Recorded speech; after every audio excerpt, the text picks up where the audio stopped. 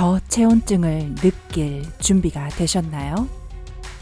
여러분의 간담을 서늘하게 만들 10대 멸종된 생명체가 있습니다. 정말 체온이 저하되는 것 같죠? 공룡이 두려움의 대상인가요? 다시 한번 생각해 보세요. 진화 과정에서 탄생한 무시무시한 생명체들을 보면 공룡은 귀엽고 작은 아기처럼 느껴지실 거예요. 오늘날까지 살아있었다면 세상을 완전히 멸망시켰을 생명체에 대해 알아보시겠어요? 재미있겠죠? 자, 시작해보죠. 여러분, 보너스로 무서운 것을 보여드릴 수도 있어요. 책 읽는 공룡일지도요. 무서운 내용을 자세히 알려드리기 전 채널을 구독하고 알림을 켜주세요. 그러면 언제든지 밝은 면, 브라이트 사이드를 즐길 수 있답니다. 10번부터 시작할게요. 10번, 리오플레우로돈. 이 비디오에 어려운 단어가 많이 나오지만 저도 노력해 볼게요. 리오플레우로돈은 짧은 목, 플레이시오사우루스의 종으로 거대 해양 파충류였습니다. 리오플레우로돈은 칼로비아라는 곳을 무대로 삼으며 쥐라기 중기를 활보했습니다. 쥐라기 시대가 뭐냐고요? 제게 묻지 마세요. 리오플레우로돈의 일반적인 크기는 약 5m에서 7m 정도로 다양했지만 가장 큰 것은 10m가 넘었습니다. 크기와 무게를 생각해 볼 때 리오플레우로돈은 물고기, 오징어, 그리고 더 작은 해양 파충류를 먹으며 사는 포식자입니다. 게다가 앞으로 향한 콧구멍을 통해 뛰어난 후각을 가지고 있다는 것을 알 수 있습니다. 이러한 후각 때문에 당시 최고의 포식자 중 하나가 될 수 있었을 겁니다. 리오플레우로돈을 강력하게 만들어준 것들은 이게 전부가 아닙니다. 길고 납작한 지느러미는 매우 빠르게 수영할 수 있게끔 해주었기 때문에 리오플레우로돈이 사냥을 하기로 마음먹었을 때 아무도 숨을 수 없었죠. 불행하게도 리오플레우로돈에 대해 풀리지 않은 많은 궁금증들이 있지만 한 가지 사실은 확실합니다. 여러분들이 신나는 바다 여행을 할 때 만날 수 없다는 사실. 9번, 아트로플레우라. 절지 생물을 소개해 줄 시간이 되었군요. 소개해드릴 생물은 이미 멸종된, 너무 다행이에요, 아트로플레우라입니다. 이 절지 생물은 3억 1,500만여 년 전에 현재의 북동 아메리카 그리고 스코틀랜드에서 살았습니다. 이 종은 길이가 거의 0.3m에서 2.1m에 달했고 폭이 약 0.6m나 되었습니다. 아트로플레우라의 몸은 양옆과 가운데 부분이 껍데기로 덮인 30개의 절지로 이루어져 있었습니다. 우리 목록에 있는 다른 생물들과는 다르게 아트로플레우라는 포식자가 아닙니다. 강한 악력을 가지고 있지 않았기 때문에 초식을 할 수밖에 없었죠. 하지만 우리에게 별반 해를 끼칠 일은 없겠지만 발에 뭔가 다 아래를 내려다보았을 때 이 절지 생물이 있다고 상상해 보세요. 세계에서 가장 큰 비명소리에 대한 기록이 있다면 틀림없이 여러분 목소리가 될 거예요. 다행히 습한 기후가 건조해지기 시작한다면 아트로플레우라가 사라질 시간이라는 것을 의미합니다. 8번, 메갈라니아. 잠시만 기다려주세요. 대통령 영부인과 발음이 아닌가요? 알겠어요. 메갈라니아 프리스카로 자주 불리는 메갈라니아는 여러분이 상상할 수 있는 가장 큰 왕도마뱀입니다. 가장 최근 화석은 약 5만여 년 전으로 거슬러 올라갑니다. 여러분들 중 호주 출신이 있다면 메갈라니아가 불행히 멸종되기 전에 호주에 살았다는 사실이 놀랍지 않을 거예요. 정말 불행한 멸종일까요? 우리에겐 좋은 일이죠.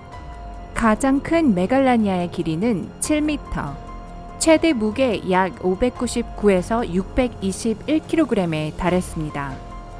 믿을 수 없을 정도로 활발한 사냥꾼이었죠. 메갈라니아 화석은 종종 캥거루, 사슴, 그리고 비슷한 종류의 큰 동물들 근처에서 발견되었습니다.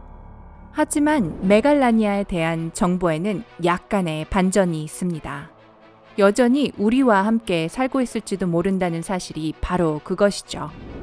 19세기와 20세기에 생존한 메갈라니아와 비슷한 생명체를 보았다는 보고들이 있었습니다.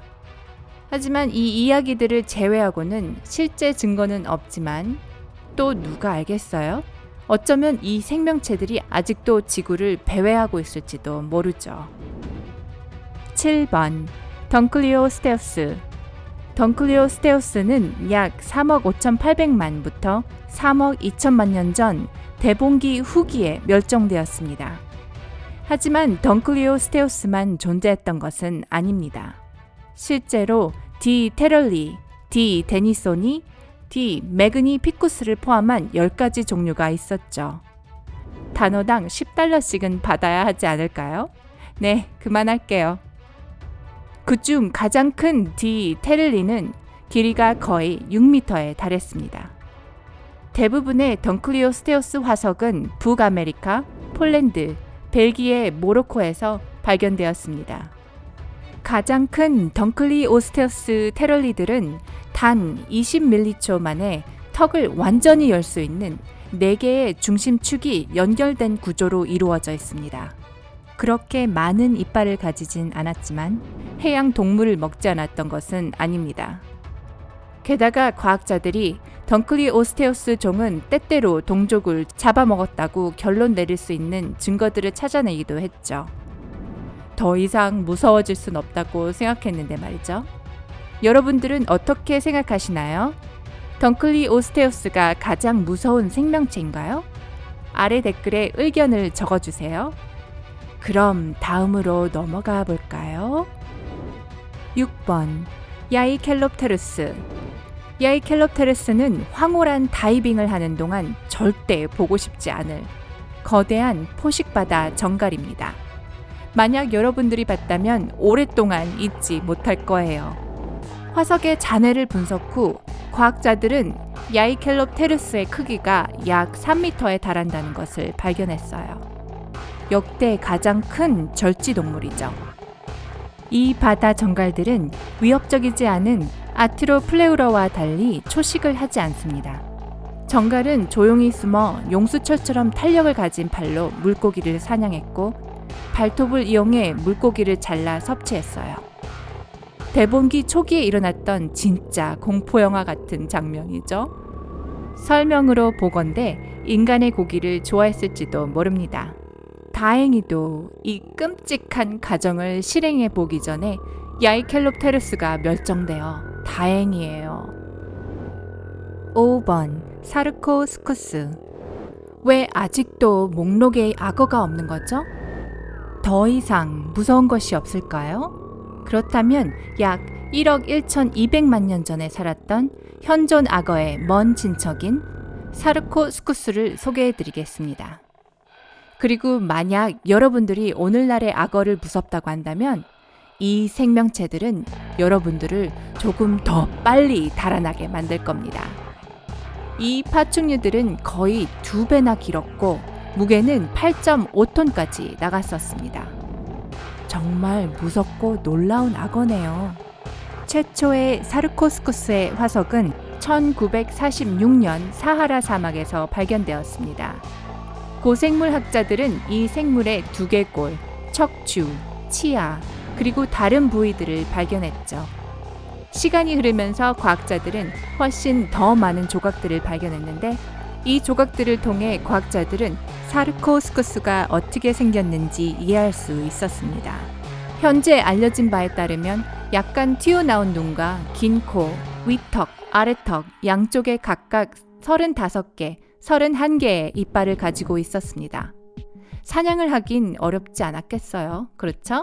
과학자들은 심지어 사르코스쿠스가 많은 공룡들을 먹었을지도 모른다는 것에 동의하고 있습니다.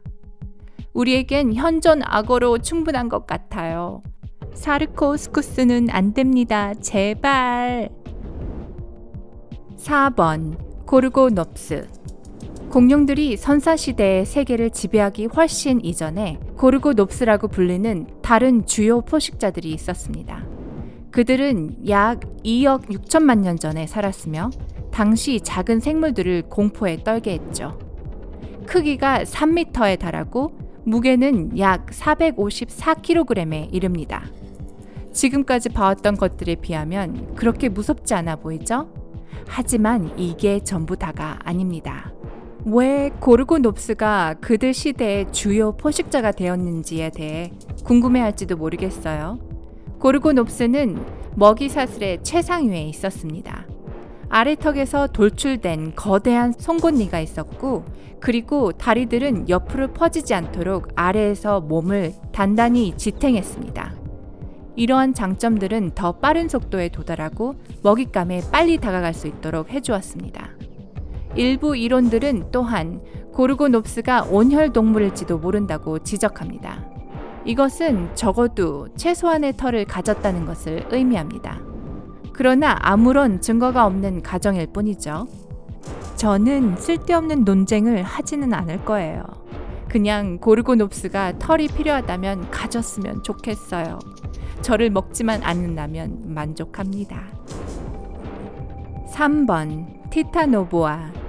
뱀을 싫어한다면 티타노보아는 분명 여러분을 소스라치게 놀라게 할 것입니다.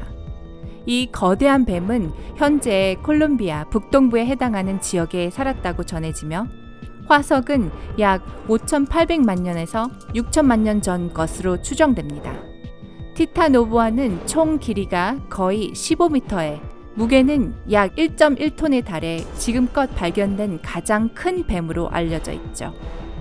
여러분들의 관점에서 보자면 거대한 아나콘다보다 약 4배나 무겁습니다.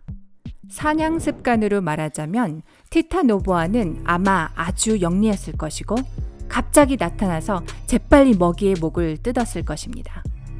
전 오늘 밤 잠을 청하지 못할 것 같네요. 작은 파충류, 새, 심지어 악어까지 먹이가 되었죠.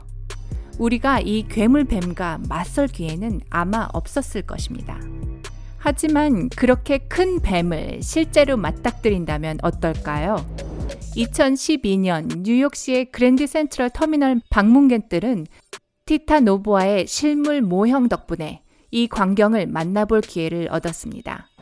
티타노보아 괴물뱀이라는 TV쇼의 홍보를 위해 만들어진 모형으로 거의 모든 사람들의 등골을 오싹하게 했죠. 2번 메건 마클 유럽시스. 잠시만요. 거짓말이에요. 그냥 메건 유럽시스입니다. 2번 메건 유럽시스. 그래도 내가 맞췄어요. 그렇지 않나요? 대부분의 곤충들은 꽤 역겹지만 적어도 크기가 작습니다. 그렇죠? 고생대 마지막 시대인 페름기에는 그렇지 않습니다. 그 시대의 메건 유럽십스, 거대한 잠자리 종들은 모든 것의 왕이자 여왕이었습니다. 이 종들은 역대 가장 큰 곤충이며 날개 길이는 43cm, 몸 길이는 약 33cm였습니다. 최초의 메건 유럽십스의 화석은 1880년 프랑스에서 발견되었습니다. 이제 우리는 이 종에 대해 더 많이 알고 있습니다. 예를 들어 그들의 사냥 방법은 오늘날의 잠자리와 매우 유사합니다. 유일한 차이점은 메건 유럽십스가 크기 때문에 좀 더 큰 생명체들을 잡아먹을 수 있다는 것이죠. 이 종들은 커다란 눈으로 먹이를 감지하고 다리에 있는 가시털로 먹이를 붙잡아 놓습니다. 그러나 시간이 흐르면서 대기의 상태가 바뀌기 시작했어요. 이것이 메건 유럽시스 멸종의 주된 요인일지도 모릅니다. 무슨 일이었는지 모르지만 결과는 좋았네요. 만약 밖에 거대한 잠자리가 날아다닌다면 집 밖으로 나가긴 정말 힘들 거예요. 그렇죠? 1번 헬리코프리온.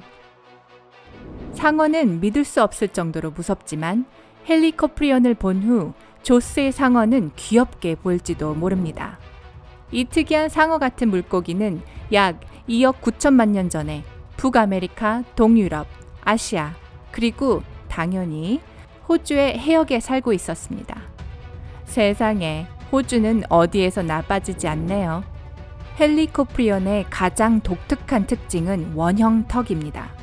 이런 물고기가 여러분에게 다가온다면 여기서 살아남았다고 하더라도 다시 물로 돌아가는 것은 불가능했을 거예요. 소름 끼치는 이 턱은 분명 전기 톱날바퀴처럼 움직였을 겁니다. 먹잇감으로 파고들어서 산산조각을 냈겠죠. 하지만 여기에는 반전이 있습니다. 대부분의 과학자들은 헬리코프리온이 상어라고 생각하지 않는답니다.